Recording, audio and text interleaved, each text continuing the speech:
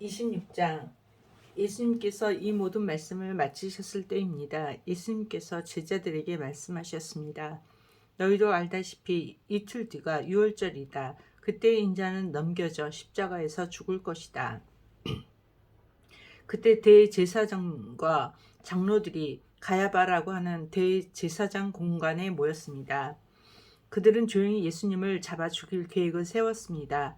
그러나 그들은 명절 기간에는 안 돼, 사람들 사이에 폭동이 일어날 수 있으니까 라고 말했습니다. 예수님께서 베다니에서 문둥병에 걸렸던 시몬의 집에 계셨을 때입니다. 한 여자가 비싼 향유 한 병을 가지고 와 식사하고 계시는 예수님의 머리에 이 향유를 부었습니다. 이 광경을 본 제자들이 화를 냈습니다. 왜 이 값비싼 향유를 낭비하는 것이오? 그것을 비싼 값에 팔아서 가난한 사람들에게 줄 수도 있었을 텐데 예수님께서 이것을 아시고 말씀하셨습니다. 왜 이 여자를 괴롭히느냐? 그는 나에게 좋은 일을 하였다. 가난한 사람들은 항상 너희 가운데 있을 것이다. 그러나 나는 너희와 항상 함께 있지 않을 것이다. 이 여자는 내 몸에 향유를 부어 내 장례를 준비한 것이다. 내가 진정으로 너희에게 말한다. 온 세상에 복음이 전해지는 곳마다 이 여자가 한 일도 전해져 그를 기억할 것이다. 그때 12제자 가운데 한 명인 가룟 출신의 유다가 대제사장들에게 갔습니다. 가룟 유다가 말했습니다. 내가 예수를 당신들에게 넘기면 나에게 얼마를 주겠소? 제사장들은 유다에게 은 30개를 주었습니다. 그 후로부터 유다는 예수님을 넘길 기회를 노렸습니다. 무교절의 첫 번째 날에 제자들이 예수님께 와서 말했습니다. 유월절 음식을 어디에다 준비할까요? 예수님께서 대답하셨습니다. 성원에 들어가 한 사람에게 이렇게 말하여라. 선생님께서 때가 가까웠으니 당신 집에서 제자들과 함께 유월절을 보내겠다고 말씀하십니다. 제자들이 예수님께 말씀하신 대로 행하여 유월절을 준비하였습니다. 그날 저녁에 예수님께서 12명의 제자들과 함께 음식을 드시기 위해 앉으셨습니다. 모두들 식사를 하고 있을 때 예수님께서 말씀하셨습니다. 내가 너희에게 진정으로 말한다. 너희 중에 하나가 나를 배반할 것이다. 제자들은 매우 슬퍼하며 한 사람씩 예수님께 묻기 시작했습니다. 주님, 제가 그 사람은 아니지요. 예수님께서 대답하셨습니다. 나와 함께 그릇에 손을 넣는 자가 나를 배반할 것이다. 성경에 쓰여진 대로 인자는 떠나갈 것이다. 그러나 인자를 넘겨주는 그 사람에게는 화가 있다. 차라리 태어나지 않았더라면 자신에게 더 좋았을 것이다. 예수님을 배반한 유다가 예수님께 말했습니다. 선생님이여, 설마 제가 그 사람입니까? 예수님께서 그에게 내가 말했다 하고 대답하셨습니다. 식사 때에 예수님께서는 빵을 들어 감사 기도를 드리시고 그것을 떼어 제자들에게 주시며 말씀하셨습니다. 받아 먹어라. 이것은 내 몸이다. 또한 예수님께서 잔을 들어 감사드리신 후 그것을 제자들에게 주시며 말씀하셨습니다. 너희 모두 이것을 마셔라. 이것은 죄를 용서하기 위하여 많은 사람들을 위해 붓는 나의 피, 곧 언약의 피이다. 내가 너희에게 말한다. 내가 아버지의 나라에서 너희와 함께 새롭게 마시는 그날까지 지금부터는 포도 열매로 빚은 것을 마시지 않을 것이다. 그들은 찬송을 부르고 올리브산으로 올라갔습니다. 예수님께서 제자들에게 말씀하셨습니다. 오늘 밤 너희는 모두 나를 버릴 것이다. 성경에 이렇게 쓰여 있다. 내가 목자를 칠 것이니 양이 흩어질 것이다. 그러나 내가 살아난 뒤에 너희보다 먼저 갈릴리로 갈 것이다. 베드로가 말했습니다. 다른 모든 제자들이 주님을 버릴지라도 저는 결코 버리지 않겠습니다. 예수님께서 대답하셨습니다. 내가 진정으로 너희에게 말한다. 바로 오늘 밤 닭이 울기 전에 내가 나를 3번이나 모른다고 할 것이다. 베드로가 예수님께 말했습니다. 주님과 함께 죽을지라도 결코 주님을 모른다고 하지 않을 것입니다. 다른 제자들도 모두 똑같이 말했습니다. 그때 예수님께서 제자들과 함께 겟세마네라고 불리는 곳으로 가셨습니다. 예수님께서 제자들에게 말씀하셨습니다. 내가 저기에 가서 기도하는 동안 여기 앉아 있어라. 그리고 베드로와 세베대의 두 아들을 데리고 가셨습니다. 예수님께서는 매우 근심하시며 괴로워하기 시작하셨습니다. 예수님께서는 세 제자에게 말씀하셨습니다. 내 마음이 괴로워 죽을 지경이다. 여기서 머무르며 나와 함께 깨어 있어라.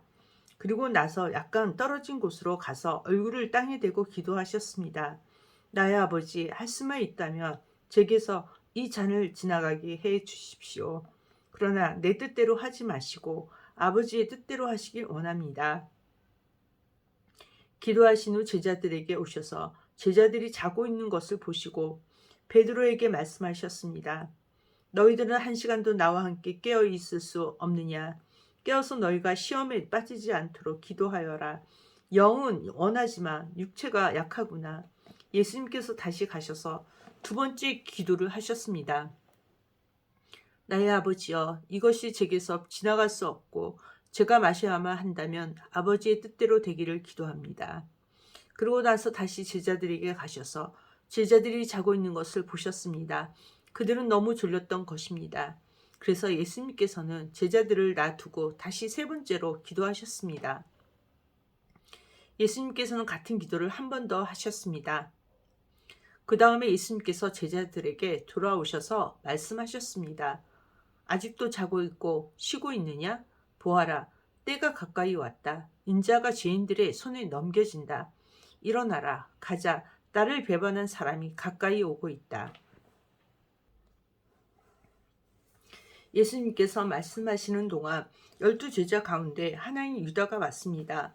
대제사장과 백성들의 장로들이 보낸 많은 사람들이 칼과 몽둥이를 들고 유다와 함께 왔습니다.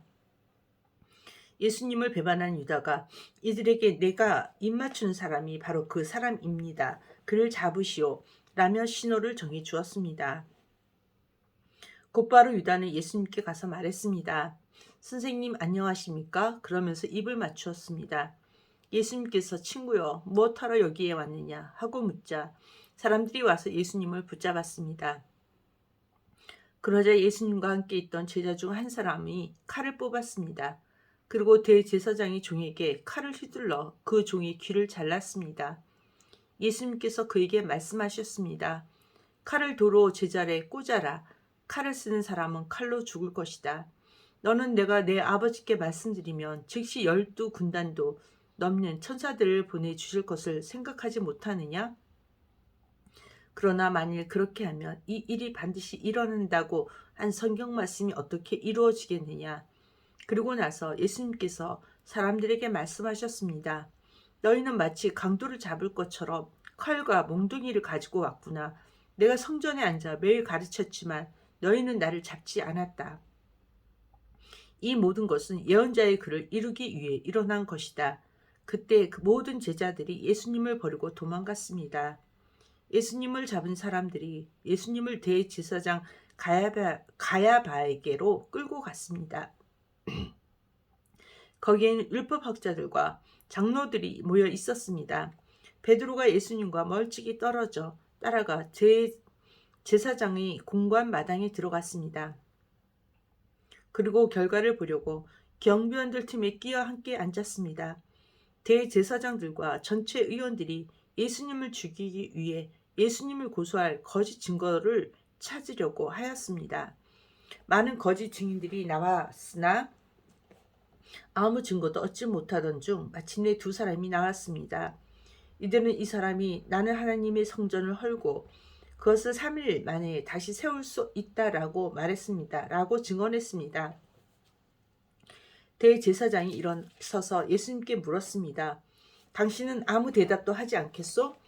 이 사람들이 당신에게 불리한 증언을 하는 것에 대한 당신의 답변은 무엇이오? 그러나 예수님께서는 아무것도 말씀하시지 않았습니다. 다시 대제사장이 예수님께 물었습니다. 내가 살아계신 하나님께 맹세하고 당신에게 명령하니 우리에게 말하시오. 당신이 하나님의 아들 그리스도요? 예수님께 대답하셨습니다. 내가 말했다. 그러나 내가 너희에게 말한다. 이제 이후로 인자가 전능하신 자의 오른쪽에 앉아 있는 것과 하늘의 구름을 타고 오는 것을 볼 것이다. 그러자 대제사장이 자기 옷을 찢으며 말했습니다. 이 사람이 하나님을 모독했다. 더 이상 증인이 필요 없다. 여러분 모두가 이 사람이 하나님을 모독하는 것을 들었다. 어떻게 생각하는가? 사람들이 대답했습니다. 죽어 마땅합니다. 그리고 사람들은 예수님의 얼굴에 침을 뱉고 주먹으로 치고 손바닥으로 때리며 그리스도야 누가 너를 때렸는지 맞춰보아라 하고 말했습니다. 베드로가 대제사장 공관 마당의 바깥쪽에 앉아 있었습니다. 그때 어떤 여자 하인이 와서 말했습니다. 당신도 갈릴리 사람 예수와 함께 있었지요?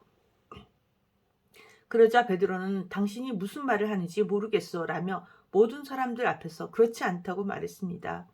베드로가 대문 있는 데로 나가자 다른 여자 하인이 거기 있던 사람들에게 말했습니다. 이 사람은 나사렛 예수와 함께 있던 사람이에요. 또다시 베드로는 나는 그 사람은 모릅니다 라고 맹세를 하며 그렇지 않다라고 말했습니다. 잠시 후 서 있던 어떤 사람들이 베드로에게 가서 말했습니다. 분명히 너는 그들과 한패다. 내 말씨를 보니 틀림없다. 그러자 베드로는 저주를 하며 맹세했습니다. 나는 저 사람 모릅니다. 그러자 바로 닭이 울었습니다. 베드로는 지난번 예수님께서 자기에게 하신 말씀이 기억났습니다. 닭이 울기 전에 너는 나를 3번이나 모른다고 할 것이다. 베드로는 밖으로 나가 몹시 울었습니다.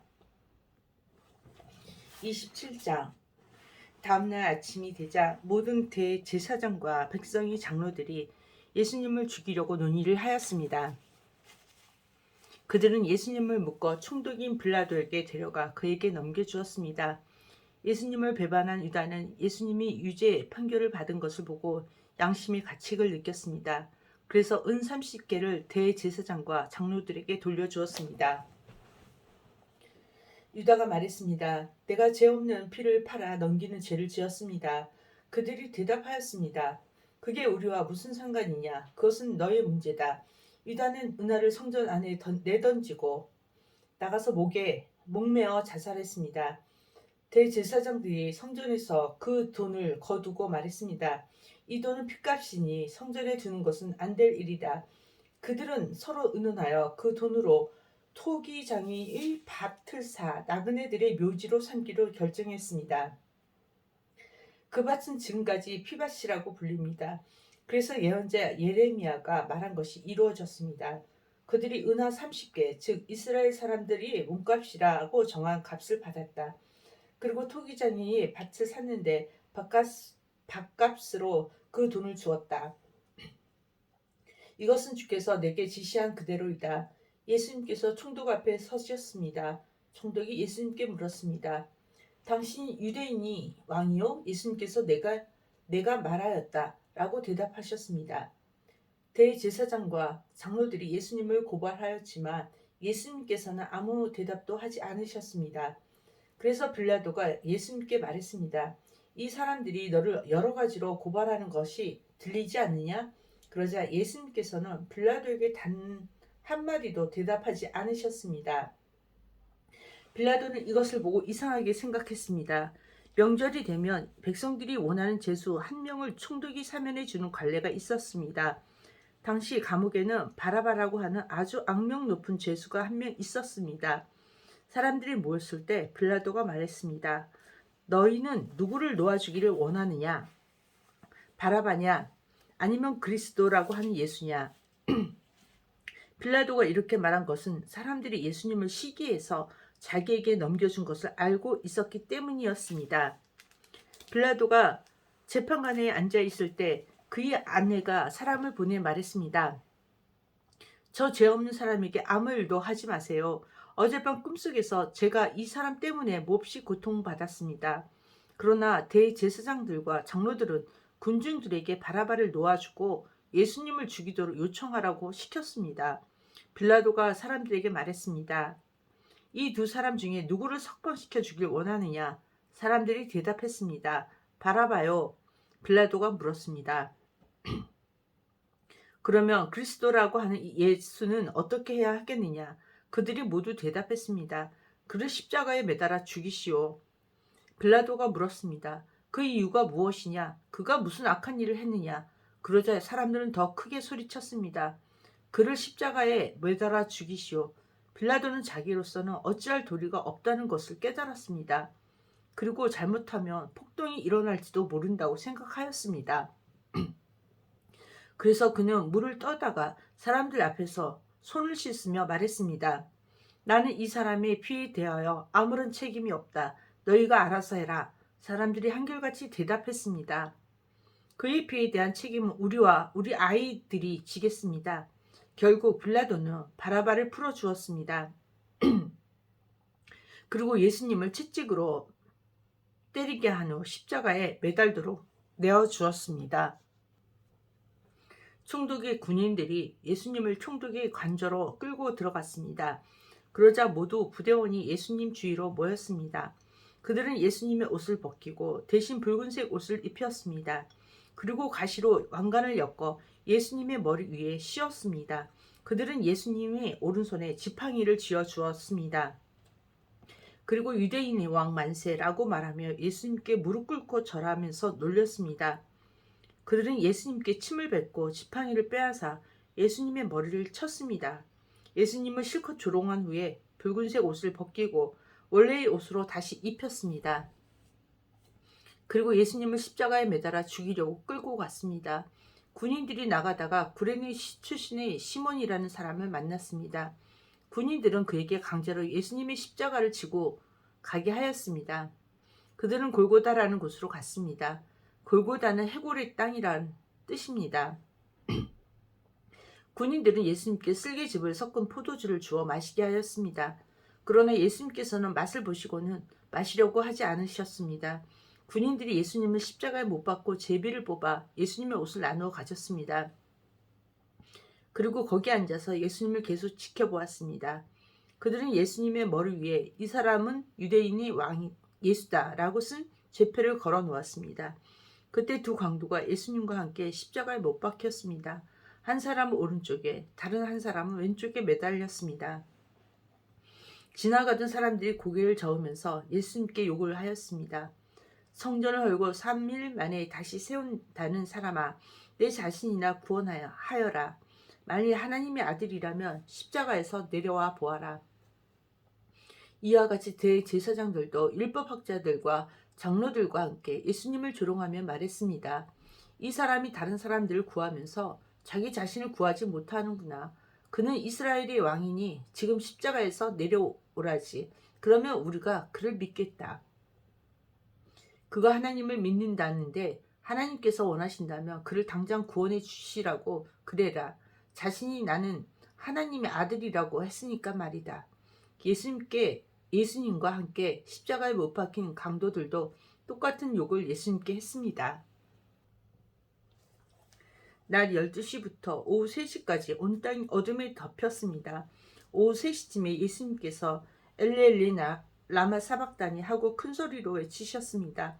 이 말은 나의 하나님 어찌하여 나를 버리셨습니까? 라는 뜻입니다. 거기서 있던 사람들이 이 말을 듣고 말했습니다.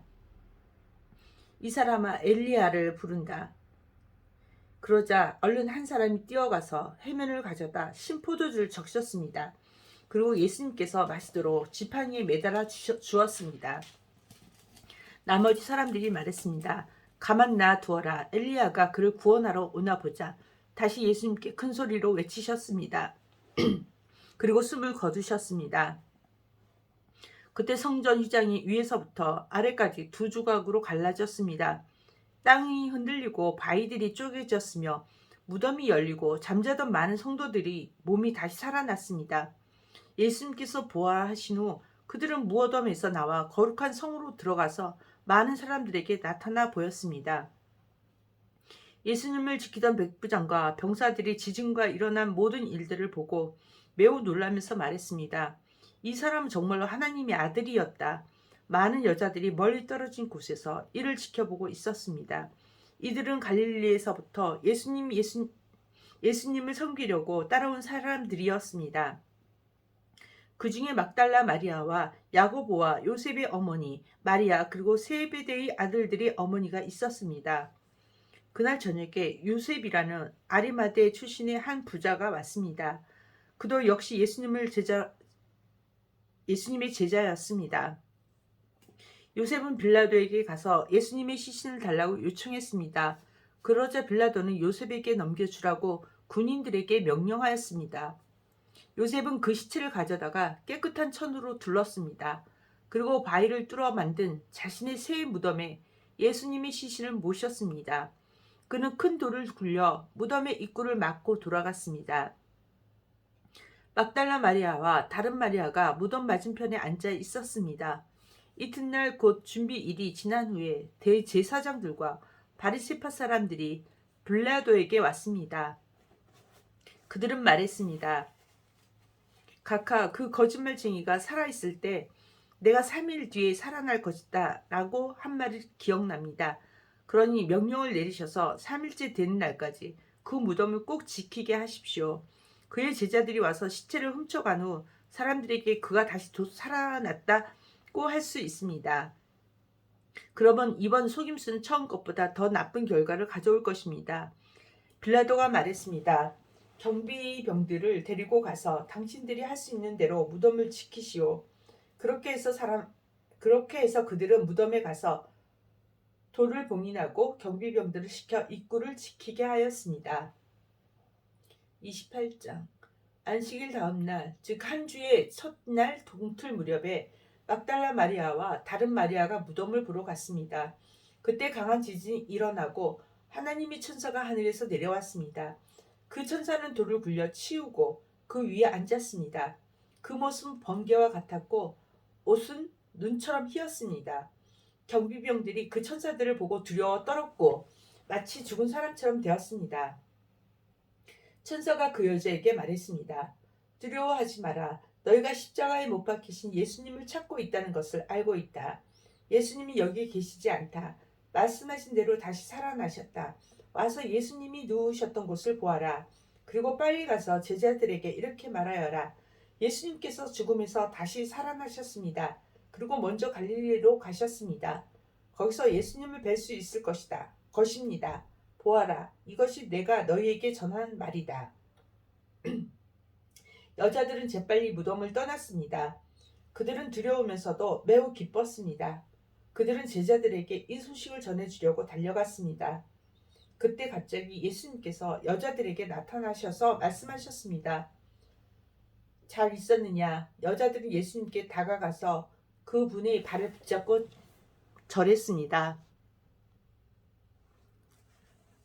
그러자 예수님께서 말씀하셨습니다.